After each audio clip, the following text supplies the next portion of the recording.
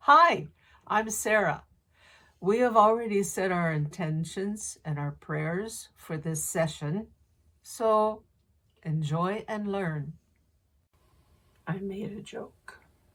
Is that why you're smiling? That's why she's smiling. Oh, well, let me hear the joke.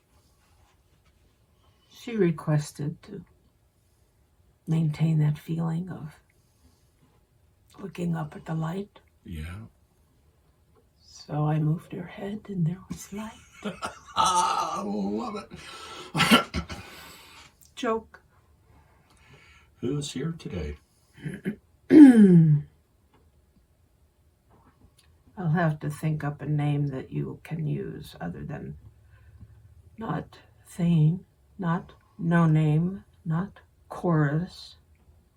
But I haven't come up with a name yet, so let's leave it for that. May I ask you some questions to help us get an answer for that? What do you like to do?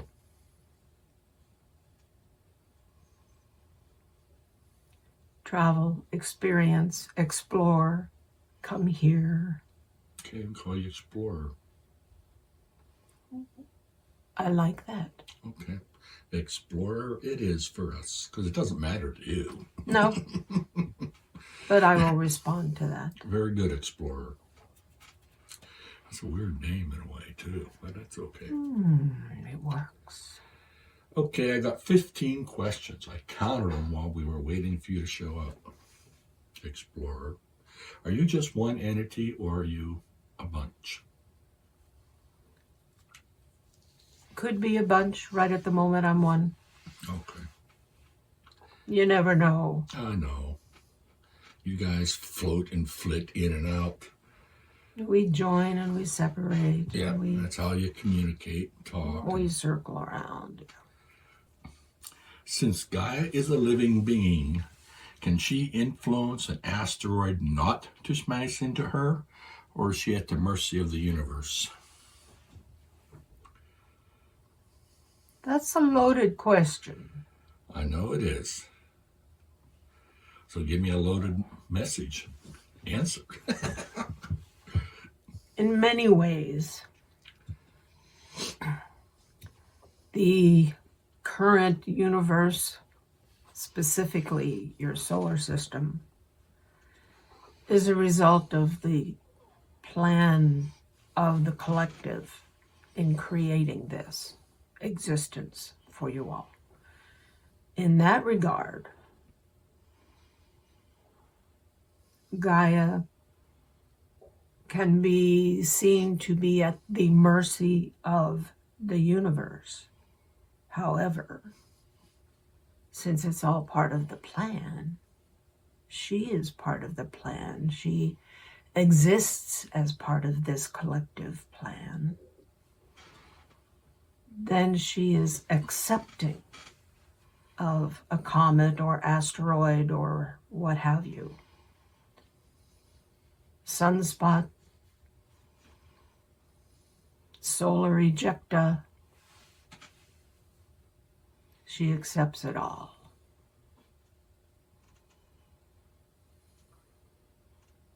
Does that answer your question? Yeah, she's a team player, in other words. She's definitely a team player. And in many ways is more apt to go with the flow than you human beings. Oh, yeah. That's one I'm learning. I have to work on it. The reason of the question is the Earth has been hit a lot of times with asteroids and comets and meteors and things like that. Meteorites. Okay, meteorites. When they... I know. So that's why the question. Now, this is a follow-up question. Mm-hmm. When an impact event does happen, does Gaia feel it? Oh, yes. And what does she feel? How does she feel it? Not pain, per se. That is good. But the repercussions of the impact, vibrations throughout her crust, shall we say. Wow. Yes. She's very aware. Now, the last session we had, whenever Chorus was speaking, they had mentioned that mankind is torturing Gaia. Does an asteroid also torture her? Not in the same way. You see, an asteroid or comet or any of that other celestial, shall we say, impacts, near misses, whatever, as I said, are already part of the plan, and she accepts that. But humans, not early humans, not early hominids even,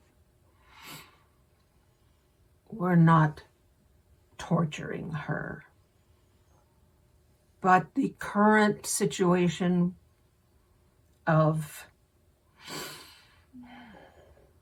air pollution, water pollution, physical impacts that human beings have caused, including the spiritual, mental, and physical poisoning of the beings, the living, breathing beings on her surface. She feels that too. She feels that. And that is a spiritual, conscious torture. That is what was meant. Okay. Thank you for clarifying. I've asked this question a long time ago when the session started, and I will ask it again to see if it has changed. Why have Sara and I not seen an ET, an extraterrestrial? Astrally, you have. Oh, okay. You just don't remember, huh? You just don't remember. Okay, very good. In your dreams, you've met up with a couple, each of you. Can you give more detail? Nope. No? Because mentally and emotionally, you're still not quite ready. Okay. But it doesn't really matter because you are anxiously looking forward to that at the same time as you've mentioned yourself that you would be startled. Yeah. Quite startled and then excited. Mm-hmm. So you don't need to see one yet, but when you do, you will be quite happy and excited. Yay! Knowing that the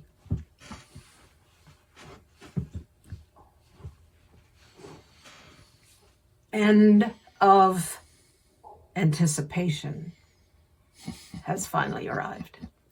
I am looking forward to that. Mm-hmm. How many ice ages have there been for Gaia?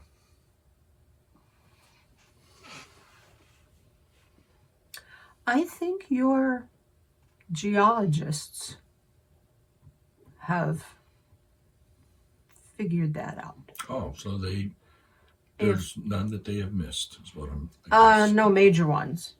Okay. Might have been a few lesser ones with less impact that they might be aware of, but discount it. They look at the big ones, the ones that cover half the planet, the ones that cull the living beings, including plants, the ones that push the rocks around. You said C-U-L-L? Yes. Okay. Yes. Because I heard C-A-L-L. Just wanted to clarify.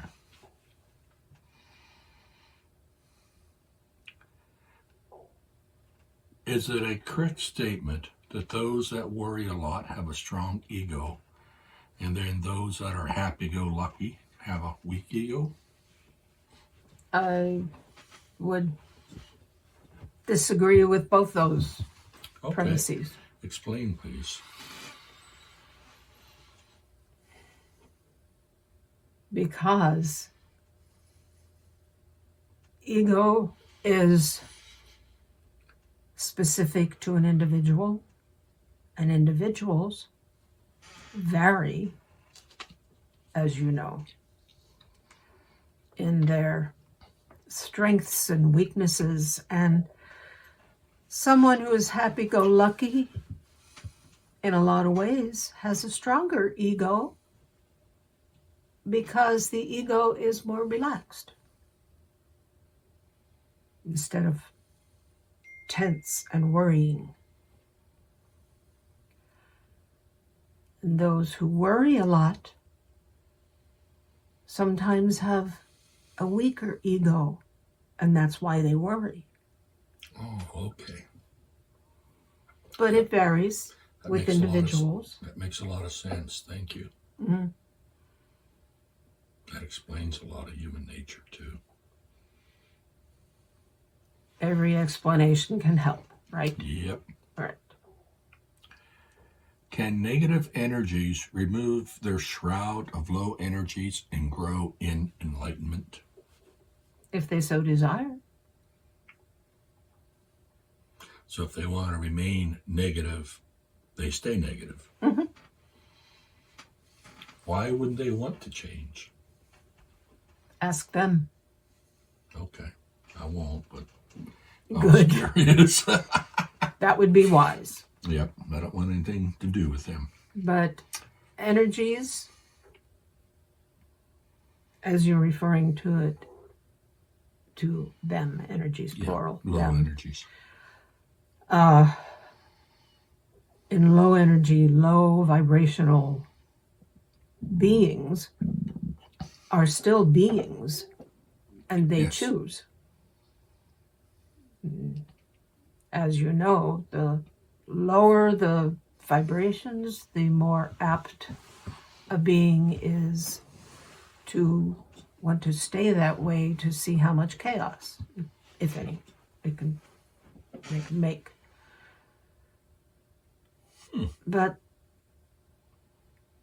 sometimes it is possible, if they so desire, to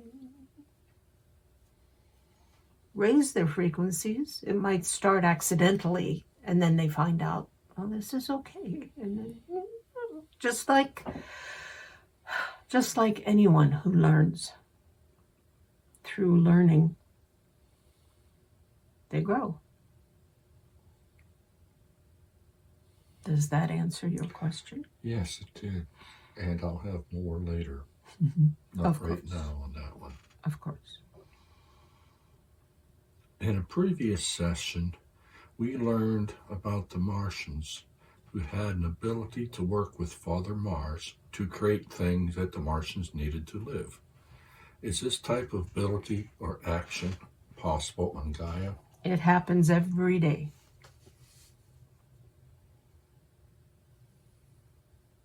Think about it.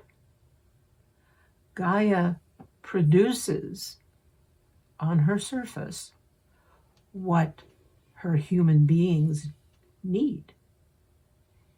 Their need works with her ability to produce, to create, ideally, all they would ever need. All you would ever need. Okay. I never thought of it that way. That's a slightly different view than what I usually have. So thank you. Mm-hmm.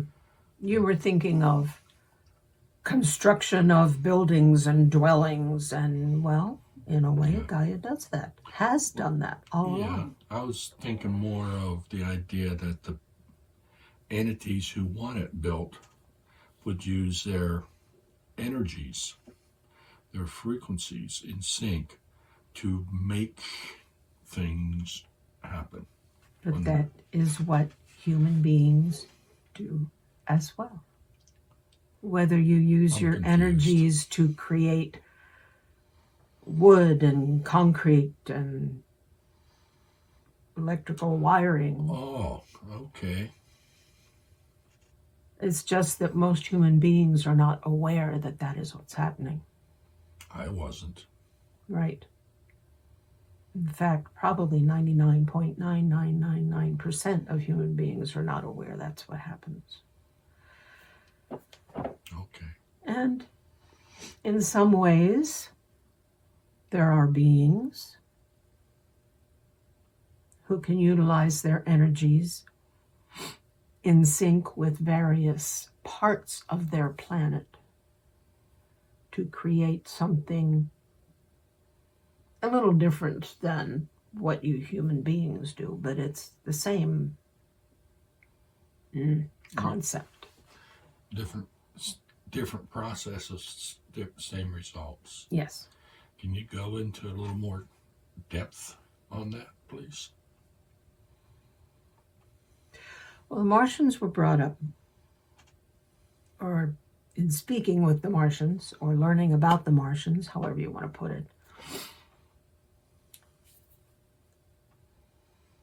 they were more aware of how to sync with Father Mars, with their planet,